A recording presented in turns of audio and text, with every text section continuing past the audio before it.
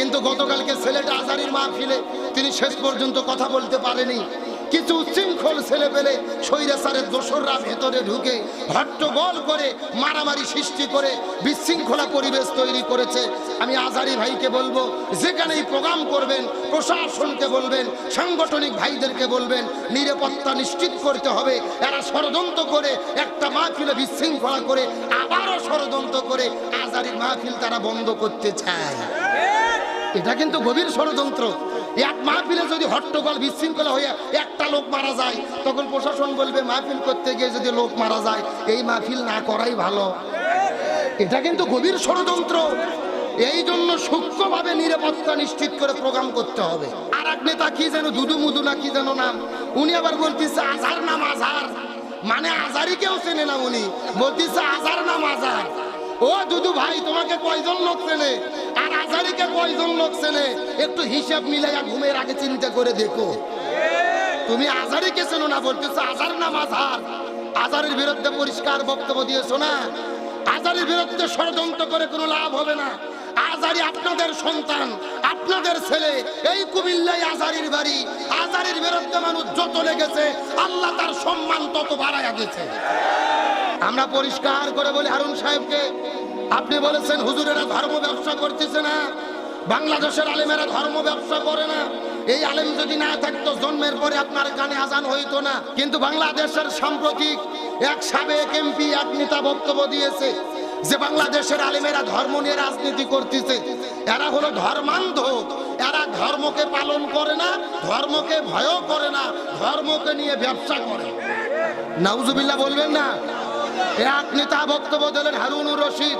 আমি তাকে ভালোবাসতাম, শ্রদ্ধা করতাম, তার কারণ তিনি সংসদের ভেতরে গিয়ে কোরআনের আয়াত বলে বলে বক্তব্য দিত। কিন্তু হঠাৎ করে সময়ের পরিবর্তনে তিনি এখন আলেমদের বিরুদ্ধে বক্তব্য দিচ্ছে। আমরা নাকি ধর্ম ব্যবসা করি। আমরা হারুন সাহেবকে বলি, আপনার কাছে পরিষ্কার করে বলি একটা কথা ভালো করে শোনেন। আপনি কোরআনের পক্ষে কথা বলতেন, সত্য কথা বলতেন, এই জন্য বাংলাদেশের মানুষ আপনাকে ভালোবাসা দিয়েছে। এখন যদি আবার কোরআনের বিরুদ্ধে দাঁড়ান, আলেমদের বিরুদ্ধে দাঁড়ান, ভালোবাসার পরিবর্তে হাতের মধ্যে জুতো নিয়ে আপনাকে ঘৃণা ছড়াতেও সময় নেবে না। কারণ রাসূল বলেছেন আমরা কাউকে ভালোবাসবো সেটাও আল্লাহর জন্য, কাউকে ঘৃণা করব সেটাও আল্লাহর জন্য। আমাদেরকে বলতেছে আমরা নাকি ধর্ম ব্যবসা করি। আপনি কোরআনের বক্তব্য দেন, বড় বড় হক কথা বলেন, প্রতিদিন কিলিং সেভ করেন, মুখের মধ্যে দাড়ি নাই, মাথার মধ্যে টুপি নাই, আবার আলেমদের বিরুদ্ধে বক্তব্য দেন। আলেমেরা ধর্ম ব্যবসা করে না। যেই রাজনীতিবিদগুলো ভোটের আগে কোরআনের বক্তব্য দেয় এরাই বড় ধর্ম ব্যবসায়ী। এই যে আমাদের মাথার মধ্যে টুপি, আমরা ভোটের আগেও টুপি পরি, ভোটের পরেও পরি। আমাদের মুখের মধ্যে দাড়ি, আমরা ভোটের আগেও রাখি, পরেও। কিন্তু দরবেশ বাবা কথা কন না কে, দরবেশ বাবা ভোটের আগে দেড় হাত দাড়ি রাখে আর পালিয়ে যাওয়ার পরে ময়না কিলিং সেভ করে। তার মানে বোঝা গেল এরাই হলো বড় ধর্ম ব্যবসায়ী। আমরা পরিষ্কার করে বলি হারুন সাহেবকে, আপনি বলেছেন হুজুরেরা ধর্ম ব্যবসা করতেছে না, বাংলাদেশের আলেমেরা ধর্ম ব্যবসা করে না। এই আলেম যদি না থাকতো জন্মের পরে আপনার কানে আজান হইতো না। আলেম যদি না থাকতো আপনার বাবা মার বিয়ে হইতো না, আপনিও বিয়ে করতে পারতেন না। আলেম যদি না থাকে মরার পরে আপনার জানাজা হবে না। সুতরাং ক্ষমতার লোভে আলেমদের বিরুদ্ধে দাঁড়ায়েন না। 18 কোটি জনগণ আপনাকে বয়কট করতে সময় লাগবে না। একটা হাউন আঙ্কেল ছিল না, হাউন হাউন আছে, আঙ্কেলের খবর আছে? ওই হারুনের থেকে শিক্ষা গ্রহণ করে। আর এক নেতা কি যেন দুদু মুদু না কি যেন নাম, উনি আবার বলতেছে আজার নাম আজার, মানে আজারি কেউ চেনে না। উনি বলতেছে আজার নাম আজার। ও দুদু ভাই, তোমাকে কয়জন লোক চেনে আর আজারিকে কয়জন লোক চেনে?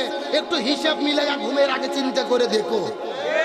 তুমি আজারিকে চেনো না, বলতেছো আজার নাম আজার। আজারের বিরুদ্ধে পরিষ্কার বক্তব্য দিয়েছো না। আজারির বিরুদ্ধে ষড়যন্ত্র করে কোনো লাভ হবে না। আজারি আপনাদের সন্তান, আপনাদের ছেলে। এই কুমিল্লায় আজারির বাড়ি। আজারির বিরুদ্ধে মানুষ যত লেগেছে আল্লাহ তার সম্মান তত বাড়াইয়া গেছে। গতকালকে সিলেট মাহফিলে দেখেছেন না, প্রায় 15 লক্ষ মানুষের উপস্থিত ঘটেছে। যশোরে 20-25 লাখ, কক্সবাজারে 15 লাখ। দেশ থেকে বিদেশে যাওয়ার আগে আপনাদের কুমিল্লায় ওয়াজ করতো লোক হয়তো 10,000 15,000। 5 বছর বিদেশে থাকার পরে দেশ ছাড়া করে তো স্বৈরাচার, দেশে আসার পরে লোক হচ্ছে 15 লাখ 20 লাখ। তার মানে বোঝা যায় আজারিকে দেশ ছাড়া করে ষড়যন্ত্র করে কোনো লাভ হয়।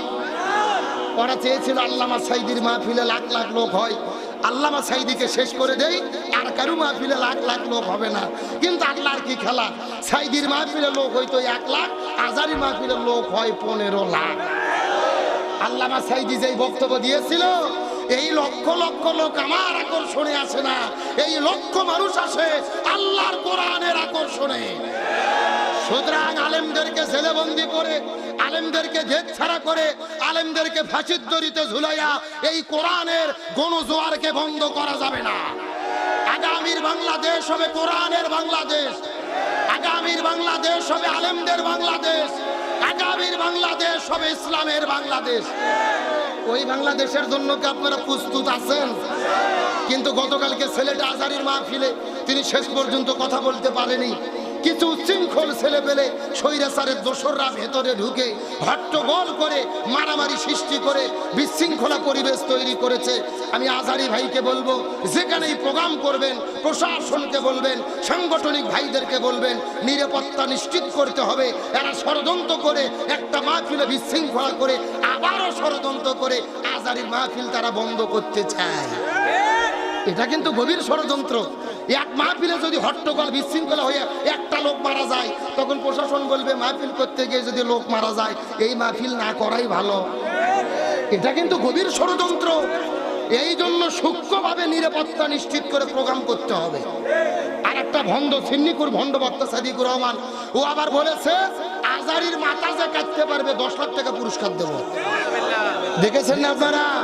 ও সাদিকুর রহমান নয়, ওরা সাদিকুর শয়তান। কিন্তু আজারির মাথা কাটার 10 লাখ টাকার পুরস্কার ঘোষণা দিয়ে আর তাকে খুঁজে পাওয়া যাচ্ছে না। আত্মগোপন করছে, পালিয়ে গেছে। আজকের প্রোগ্রাম থেকে বলি, সরকারকে বলবো, প্রশাসনকে বলবো, জনগণকে বলবো, এই ভণ্ড সাদিকুরকে যারা ধরে দিতে পারবে 10 লক্ষ টাকা নয়, আমরা 1 কোটি টাকা পুরস্কার ঘোষণা করলাম। আমরা বাংলাদেশের নতুন ক্রিকেটারদেরকে স্যালুট দেই। তারা খেলার মধ্যে জেতার পরই মাঠের মধ্যে সেজদা দিয়েছে। আমরা দেখতাম ওই স্বৈরাচারের দোসর সাকিব আল হাসান, চিনতেন না? কথা কর না কে? ভোট চুরি করে এমপি মন্ত্রী হলো, তাদের বিদায় হয়ে গেল। সব জায়গা থেকে স্বৈরাচার বিদায় হচ্ছে। আমরা বিশ্বাস করি স্বৈরাচার মুক্ত সকল জায়গা হলে, তাহলেই আল্লাহর সাহায্য আসবে। ইনশাল্লাহ বলেন, ইনশাল্লাহ বলেন। এই খেলোয়াড়দের ফেরত দেয়, তারা আল্লাহকে সেজদা দিয়েছে, প্রশংসা আদায় করে ওই ভারতের দাদাবাবুদের কলিজার মধ্যে আগুন ধরিয়ে দিয়েছে।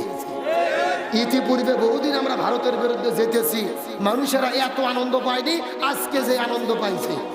তার কারণ ভারত আমাদের সীমান্তে কামান রেডি করেছে, ড্রোন রেডি করেছে, সেনাবাহিনী রেডি করেছে। এমন সময় আজকের বিজয়টা আমার মনে হচ্ছে দাদাবাবুদের কলিজাত গুলি করার মতো আঘাত করতে। এই জন্য বলতে চাই, বাংলাদেশের 18 কোটি জনগণ আমরা এক হয়ে গেছি। ওই শুভেন্দু অধিকারী বিজেপির নেতা বলেছে ভারত চাল দেব না, ডাল দেব না, পেঁয়াজ দেব না, মরিচ দেব না, রসুন দেব না, এমন ভাবে বক্তব্য দেয় মনে হচ্ছে বাংলাদেশের মানুষও করা মাং না দেয়, ফিরি ফিরি। কথা কর না কে? আচ্ছা বলে ওরা কি ফিরি দেয় না, টাকা দিয়ে বিক্রি করে? টাকা দিয়ে যদি কিনে খাওয়া লাগে, তোমরা যদি না দাও, এক দেশ না দিলে কি হবে? আরো তো 227টা দেশ পৃথিবীতে আছে। বরং ওরা যখন ভিসা বন্ধ করছে, বাংলাদেশের লোক ভারতে যাচ্ছে না। কলকাতার ব্যবসায়ীদের লাল বাতি জ্বলতেছে, হোটেল আলারা কান্না করে বলতেছে মাঠে মরে গেলাম। তার মানে বাংলাদেশের লোক ভারতে না গেলে ওদেরই 12টা বাজবে। কথা কন ঠিক কেনা? তোমরা যদি খাবার না দাও, মনে রেখো বাংলাদেশের মানুষ বিশ্বাস করে রিজিকের বাণী খোলা আল্লাহ। আমরা প্রয়োজনে অ্যাকশন দেখাবো, কিন্তু জালেমের কাছে মাথা নত করব না। এই বাংলাদেশ প্রকৃত স্বাধীনতার আমরা স্বাদ ভোগ করতেছি। আর কোনো ভারতের তাবেদারি চলবে না, বরং এই দেশে যেই দল ভারতের গোলামি করতে চাবে তাদেরকেই বয়কট করা হবে। এই বাংলাদেশে 24শে স্বাধীনতা হয়েছে, আবু সাইদ জীবন দিয়েছে, মুগ্ধ জীবন দিয়েছে, আর কারো তাবেদারি করার জন্য নয়, মাথা উঁচু করে বেঁচে থাকার জন্য। আল্লাহ তাআলা আমাদের সকলকে স্বাধীন সার্বভৌম দেশে মাথা উঁচু করে বাঁচার তৌফিক দিক বলেন আমিন। ওই ভারতের ষড়যন্ত্র থেকে আল্লাহ বাঁচার তৌফিক দিক বলে আমিন। আমরা বিশ্বাস করি তাদের অস্ত্র আছে, কামান আছে, কিন্তু আমাদের কাছে ইমানের শক্তি আছে আর আল্লাহর কোরআন আছে। দূর খাইলো, পানি খাইলো, রোজা ভেঙে ফেলে। সাহাবীদেরকে বলতেছে তোমরাও রোজা ভেঙে ফেলো। সাহাবীরা বলতেছে ইয়া রাসূলুল্লাহ, এটা কেমন কথা? আপনি না 3 দিন আগে ওয়াজ করলেন একটা রোজার এত দাম, ইচ্ছে করে যদি কেউ একটা রোজা ছাড়ে লাগাতার 60টা রোজা রাখতে হবে, আবার যদি একটা রোজা ছাড়ে আবার 60টা রোজা রাখা লাগবে। আপনি কেন রোজা ছাড়তে বললেন? রাসূল বলতেছে বেশি বোঝার চেষ্টা করো না। ওয়ামা আতাকুমুর রাসূলু ফাখুযুহু ওয়ামা নাহাকুম আনহু ফান্তাহু। আমি নবী যা বলি তা করো, যা করতে নিষেধ করি তা থেকে দূরে থাকো। খেজুর খাও, পানি খাও, রোজা ভাঙো, সত্য অর্জন করো। কারণ হলো আবু জেহেল মদিনে আক্রমণ করেছে, আর বসে থাকা যাবে না, আবু জেহেলের মোকাবেলা করতে হবে। তার মানে বোঝা গেল রোজাও ইবাদত, কিন্তু রোজার চাইতেও দামি ইবাদত হলো এই জমিনে কোরআন বিজয়ের জন্য লড়াই সংগ্রাম করা।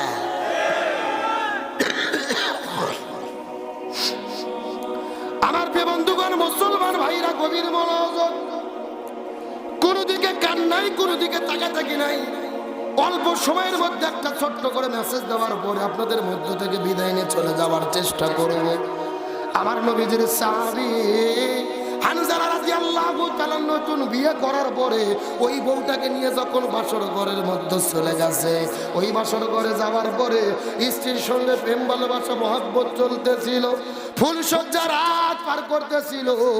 এমন সময় কে যেন মদিনার গলির মধ্য থেকে ডাক দিয়ে চিৎকার করে বলে কুতিলা মুহাম্মদ, মুহাম্মদ সাল্লাল্লাহু আলাইহি বিদায় নিয়ে চলে গেছে। এই কথা শোনার পরে আমার রাসূলের চাচা হানজালা ওই বাসর ঘরের মধ্য থেকে বের হবার পরে হাতের মধ্যে তলোয়ার নিয়ে উহুদের প্রান্তরের দিকে তিনি রওনা করেছে।